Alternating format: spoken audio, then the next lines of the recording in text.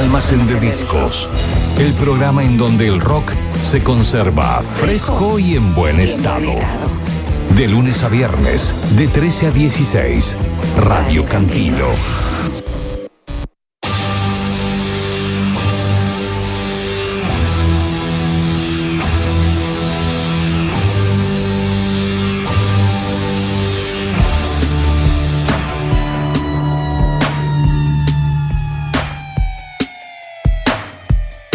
$14:22. El tema es así. El año pasado, creo que fue el año pasado, hablamos con este señor en el momento en que estaba a punto de comenzar, ya había hecho creo que la preproducción, y estaba a punto de comenzar el trabajo que iba a llevar a la concreción de este documental que ahora se estrena en pocos días más en la próxima edición del Bafisi. Y no siempre uno tiene la chance de hablar con alguien antes de empezar el trabajo, esa misión si querés. Algunos trabajos tienen más pinta de cruzada que otros, y me parece que este es uno de ellos, y después de concretarlo. Si encima es amigo y es un grosso, el gusto es mucho mayor, porque hombre de radio, hombre del cine, hombre de muchas facetas. Vamos a hablar con Luis Díaz, que en pocos días va a estar estrenando su documental sobre un disco fundamental de la historia del punk en la Argentina. Luisito, ¿cómo te va? Buenas tardes. Hola, bebé, ¿cómo andás? Che. Bien, querido. Gracias por atendernos otra vez. Debemos ser de los pocos que cumplimos doblemente la promesa, ¿no? De volver a hablar con esto terminado y de haberlo terminado. Porque yo creo recordar que cuando nos despedimos hace un año dijimos, bueno, vamos a hablar de esto cuando esté a punto de estrenarse. Y acá estamos. Bueno, finalmente, Héroes del 88. Sí, igual tengo problemas para decirlo, digamos, en forma oral, porque está escrito en forma, digamos, para los dos géneros. Sí, está escrito como se escribían los fanzines de la época. Tenés razón. Porque en los fanzines de la época ya se usaba la X para hablar de tanto femenino como masculino, ya estaba deconstruido el punk. Es cierto. Entonces, mira vos. Entonces, digo, tiene que ver con eso, cuando muchos me dicen, claro, tiene que ver con, digo, sí, en realidad tiene que ver con que yo aprendí a leer fanzines o leía los fanzines punk y ya escribían con la X, entonces me parecía que todo cerraba también. Tienes toda la razón. Y por supuesto habla de aquel de la conformación de aquel famoso compilado Invasión 88. Recuerdo tu expectativa y tus planes y tus deseos la última vez que charlamos. Bueno, ahora con el producto terminado, contame qué conseguiste de todo aquello que querías. La verdad que creo que cuando hablamos hace un año estábamos todavía terminando de encontrar músicos, productores, había notas que todavía no sabíamos si iban a suceder. Y un año después, y con la película ya a punto de estrenarse, por suerte podemos decir que estamos hiper contentos y que hemos dado que te diría hasta más quizás de lo que esperábamos. El documental que cuenta un poco la creación y el que lean entre líneas un poco más de lo que fue Invasión 88, ese compilado hardcore punk, tiene a todos integrantes de todas las bandas. Todas las bandas están representadas por al menos un integrante. E incluso integrantes de bandas que quedaron afuera o que tocaron en el recital en vivo que se hizo después de presentación, como Mal Momento, por ejemplo, que no está en el disco y sí tocó en vivo, y una banda que iba a estar adentro y que la llamaron a último momento y le dijeron, che, mirá, la verdad que no podés estar porque tiene que entrar tal banda. Bueno, esa banda que es como el quinto Beatle quizás de la Invasión 88 también está ahí. Más los productores, más gente muy cercana a la escena de esa época que cuenta sus impresiones, más un montón de músicos como gente integrante de Los Brujos y de otras bandas que estuvieron en el recital, el artista original de la tapa, que es también el artista original del afiche de la película. Bueno, están todos, creo yo. Digo, va a pasar que tenemos la película y me digan, che, te faltó tal, te faltó seguro. Tal. Bueno, sí, y hay gente que quisimos que esté y no está, y está bien también, y tratamos como de explicarlo en el documental. Demos un pasito atrás. Volvé a explicar por qué es importante aquel compilado de Invasión 88. Invasión 88 es un disco que sale precisamente en el año 1988, que es la idea de dos pibes de 20 y 24 años por ese entonces, Chuchu Fasanelli y Walter Cole, que venían intentando editar bandas punk, Masacre Palestina, Comando Suicida, Sentimiento Incontrolable, que habían sacado unos disquitos, unos simples de 4 temas, y entonces dijeron, bueno, ¿por qué no hacemos un disco con un montón de todas las bandas que están dando vueltas? Y dentro de ese disco entraron bandas como Flema, o como Ataque 77, o Comando Suicida, y rescataron grabaciones de dos bandas que son fundamentales, de la primera oleada punk de principio de los 80, o sea, todavía en dictadura, que eran los Baraja y los Laxantes, ¿no? Los Baraja, una banda de ahí, oriunda de La Plata incluso. Y fue el primer compilado punk argentino, tuvieron a venir un montón más, pero incluso en Latinoamérica había muy pocos de estos casos, había algunos compilados en Brasil, y fue el disco que, bueno, después termina, no es el disco que lanza la popularidad Ataque 77, pero digo, es de donde sale una banda tan importante como es Ataque 77, nos guste más o nos guste menos, digo, ¿no? Y no había nada en esa época, digo, es año 88, una primera... una democracia joven, el gobierno Alfonsín se venía a pique, no había vinilos para fabricar discos, y había bandas que habían grabado, visto, haciendo el laburo de archivo, leíamos La Pelo, La Cantarrock, que decían, Ratones Paranoicos grabó su disco, pero no hay vinilo para fabricarlo, con Violadores pasaba lo mismo. Increíble. Y estos dos pibes, nada, cuentan en el documental, fueron a la imprenta y le dijeron, che, queremos hacer este tema, pero no tenemos guita, hacela, y cuando vendimos los discos te la vamos pagando, ¿no? Y era todo así como un arresto muy del hacerlo vos mismo, el do it yourself, ¿no? Era como una cruzada, sacar un disco transparente, con un fanzine, con stickers, tapa a todo color, bueno, nada, fue eso. Después lo que me pasó a mí fue que escuché ese disco y dije, pará, esta locura, ¿cómo puede ser que exista? Y a mí me cambió la vida para siempre y dije, bueno, en algún momento voy a tener que agradecérselos. Claro, un poco la importancia está dada por lo que vos marcabas. Así como te pasó a vos con Invasión 88, me parece que el poder de ese legendario compilado es haber, ahora se usa mucho esa palabra, visibilizado algo que a lo mejor algunos venían experimentando, pero en forma aislada. El hecho Totalmente. De que se lanzara comercialmente esto hizo que muchos descubrieran que no estaban solos, en todo caso, en esa búsqueda, en esa línea musical, que iba más de lo musical en aquellas épocas, y me parece que sirvió como para potenciar toda la escena punk en la Argentina. Sí, el documental cuenta un poco también de lo que era esa noche todavía de democracia joven, con el aparato represor de la dictadura militar todavía en actividad, por decirlo de alguna manera, de lo difícil que era salir con una campera de cuero y el pelo pintado, entonces... Digo, sin entrar en un estudio sociológico, porque no es lo que me interesaba, pero sí había que contar. Así como ahora es tan fácil grabar una canción y subirla a un lugar, antes nombrarse punk o intentar hacer algo con el estilo de música que tanto les gustaba a los que están ahí, a los que nos gusta, no era tan simple. Entonces, el documental intenta hacer eso e intenta poner en valor esto, que a veces cuando uno es joven arriesga un montón y a veces las cosas salen bien, y que está bueno ponerlo en práctica, ¿no? Nos contaste que, bueno, pudiste entrevistar a un montón de los involucrados directos en aquel lanzamiento. ¿Pudiste conseguir material de la época también? Ese es como un gran problema que tenemos de la falta de archivo, ¿no? Claro. Hay todo, yo creo que está todo lo que hay, ¿no? Ok. Hay mucho flyer, mucho volante de recital, hay grabaciones inéditas que no aparecieron en el disco, pero que las bandas habían grabado en esos demos que hacían para estar en Invasión, que no se escucharon nunca, y hay algunos videos de lo poco que hay, porque el disco cuando salió prometía un video home, ¿no? Porque el disco se presentó en Cemento en diciembre del 88 y lo grabaron, y bueno, ¿qué pasó con ese video? Se cuenta en el documental y demás. Creo que está todo. No dudo que van a ver el documental y va a venir uno que decía, che, pero yo tenía este video, ¿cómo no me dijiste? Claro. Bueno, eso pasa, pero digo, hay que ponerle fin a las cosas también, ¿no? Sí. Me consta aparte que vos hiciste en todo el laburo de preproducción, hiciste mucho pedido a la gente, que los que tuvieran material que se comunicaran con vos. Hiciste un trabajo importante en ese sentido. Sí, fuimos un equipo, la verdad que chico para lo que son las producciones cinematográficas, pero muy entusiasta. Y a mí lo que quiero rescatar, que no éramos todos viejos chotos de más de 35, ¿viste? Que nada, logramos armar, no sé, gente joven que se interesó, y que un poco por la música y un poco por ver que hace 30 años había otros jóvenes como ellos también tratando de hacer cosas.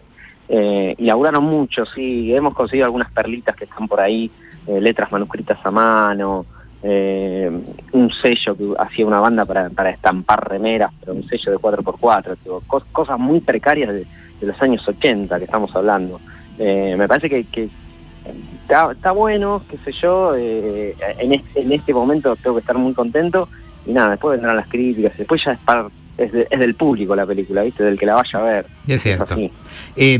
Bueno, no es novedad esto de que el interés por el género documental creció en forma exponencial en los últimos 10 años. Yo soy de los que creció con la idea de que el documental era algo aburrido, porque en general era sobre temas aburridos y el tratamiento también era aburrido. Pero por suerte y sobre todo a los que nos gusta la música, la cantidad de documentales con el tema musical y muchos desarrollados en Argentina en los últimos años, la verdad es sorprendente y es maravilloso. Y eso me parece que también nos condicionó a todos de otra manera. Estamos mucho más abiertos y predispuestos a ver este tipo de material documental, sobre todo cuando uno puede relacionarse con eso, porque uno fue contemporáneo también de esas épocas. Tal cual, me parece que eso está creciendo y empieza a pasar eso, como que esta retronostalgia, ¿no?, de la que hablaba Reynolds y de la que hablan un montón cuando vienen a hablar de eso, sucede y me parece que ahora también es mucho más fácil, ¿no?, hacer un documental y hacer una película, tenés las herramientas más accesibles y me parece que también esto que hablás vos de los pedidos que yo hacía por redes también tiene que ver con que estás más cerca de todo. Uh-huh. El documental muchos cuentan de que se enteraron qué bandas estaban en el disco cuando lo fueron a comprar, no era que claro, en todas las redes se anunciaba va a salir, no existía eso. uh-huh. Entonces me dice, no, yo hay bandas que me enteré que no estaban porque no estuvieron en el disco, antes no lo supe. Entonces me parece que ahora toda esta interrelación, esta cosa de enterarnos de todo, también hace que sea más simple hacer quizás una película. Yo puedo pedir, si alguien tiene un flyer de tal fecha y aparece alguien que no conozco en mi vida y que no lo vi porque te lo escanean y te lo mandan y lo tenés. Pero está buenísimo, no sé, yo lo estoy esperando. Bueno, no es documental, es ficción la de Mötley Crüe, pero claro, hay montones, ¿no? Montones de materiales que se empiezan a salir a la luz y que, bueno, recién te escuchaba dando el line-up del Woodstock, ¿viste? Sí. Y digo, no hay nada nuevo, bueno, vayamos a recordar las cosas viejas y entender que, bueno, estamos en esa situación. Pero totalmente. Me parece que es importante que se hagan y que sí, estén ahí. Claro que sí. Invasión 88, el álbum se lanzó justamente en 1988. Vos lo estás revisitando y explicando y redescubriendo para mucha gente en este 2019. ¿Qué pasó? Algunos de ellos los conozco de aquella época. Sí. El caso específico de Chuchu y Walter, que eran los dueños del sello. Sí. Muy lejos en aquella época de lo que uno podría pensar son los dueños de un sello. O sea, sí, la leyenda cuenta que vendieron una heladera para poder fabricar los primeros vinilos de Comando, Suicida, si no me equivoco. Sí, señor. Pero claro, estamos 30 años más para acá y habrá pasado también con algunos de los músicos con los que charlaste. ¿Qué tal esa mirada, la de ellos y la tuya? Porque hace 30 años vos estabas en un lugar y ahora estás en otro. ¿Qué te pasó con todo eso? No, mira, lo primero que me voy a decir es Walter Colm hoy es el manager de Maluma y de Carlos Vives, digo, ¿no? Okay. Y en su escritorio sigue teniendo discos de Rancid, Mal Momento, Violadores, sigue siendo un fanático de los Violadores, digo, él hizo su laburo, hizo su trabajo y su corazón sigue teniendo la música punk. Como para dar un ejemplo de lo que pasó en 30 años. Uh-huh. Digo, bueno, Ataque 77 sabemos. A mí lo que me pasaba era que yo repasaba para hacer las notas, leía el librito de Invasión por vez 1.000.000 y venía gente que no es mi papá, pero tiene 10 años más que yo tengo 42, digo, gente adulta, ¿no? Yo esperaba que vengan los punk de Campera y no, viene gente grande que algunos siguen con la música, la gran mayoría siguen tocando mal que mal con alguna banda, y otros no, uno es profesor de diseño gráfico en la UBA, otra gente hace otras cosas, era un poco fuerte el golpe. Ahora todos están como muy agradecidos del disco, incluso aquellos que estuvieron en contra en su momento, hoy dicen, y la verdad que fue importante que existiera, porque si no, nada iba a quedar registrado de ese movimiento. Entonces, hay músicos que están muy interesados, otros que lo toman como, sí, la verdad que ni nos dimos cuenta en ese momento de lo que pasaba, y nos damos cuenta ahora porque nos llaman para dar notas o para hacer un documental, y está ese variopinto, y después los que siguen en actividad, y eso se nota, ¿no? Porque algunos llegaron y otros no. Claro. Ya la gente del momento dice que, por ejemplo, Ataque era una banda que ya en ese momento te das cuenta que era distinta, porque ensayaba más, porque era más profesional, porque esto, porque lo otro, y te das cuenta también hablando un poco con ellos. Pero nada, fue un shock. Para mí era como, no sé, todos los días ver a tus ídolos, ¿viste? Digo, es gente que por ahí no conoce a nadie, pero que realmente para mí fue algo conmovedor escuchar ese disco. Entonces, nada, yo estoy recontra agradecido y te juro que mi única preocupación es que les guste a ellos, ¿no? Okay. Digo, yo sé por dónde van a venir las críticas, esto, el otro, pero nada, me interesa que ellos se vayan conformes o contentos. Hablaste del arte de tapa, que era muy característico y era maravilloso, de aquel compilado, era de Mosquil. De Mosquil, sí. Bien. ¿Y pudiste reclutarlo también para el póster de Héroes del 88? Sí, Mosquil está viendo en Rosario ahora, dirige la Escuela de Dibujo Animado de Rosario, en un lugar hermoso que se llama la Isla de los Inventos. Si van a Rosario, vayan porque es espectacular. Y él está a cargo de la Escuela de Dibujos Animados. Y vas y hablas de ska, de reggae, de los Who. ¿Viste? Hablábamos 2 horas de eso y 40 minutos hicimos la nota. Y en un momento me dijo, ¿no crees que te haga un dibujo? Le dije, sí, ¿cómo no voy a creer que me hagas un dibujo? Y se ofreció y hizo el póster, que es un dibujo original para la película, ¿no? Que intenta hacer un poco la continuación de lo que fue la etapa de Invasión, como un poco la evolución de ese chico rubio que pasaba por el espejo y veía como un punk y se asustaba. Sí. Es medio un zombie, sería como ese zombie punk 30 años después, ya medio Walking Dead, ¿no? Pero claro. Bueno, sí, estuvo Mosquil y es muy interesante la entrevista con Mosquil y estuvo bueno, la verdad que sí. Era una pieza que nadie sabía dónde estaba Mosquil, por ejemplo. Lo daban por perdido en Río, en Brasil, y apareció acá en Rosario, estaba acá nomás. No tenía el dato de qué estaba haciendo Walter Colm actualmente, no sabía que estaba vinculado a Vives y Maluma. Sí, sabía por supuesto ya hace muchos años que era un tipo que trabajaba a nivel de toda Latinoamérica. Te pido después me pasás en privado fotos actuales de Colm, a quien conocíamos como Colmillo Blanco en aquellos años. Sí.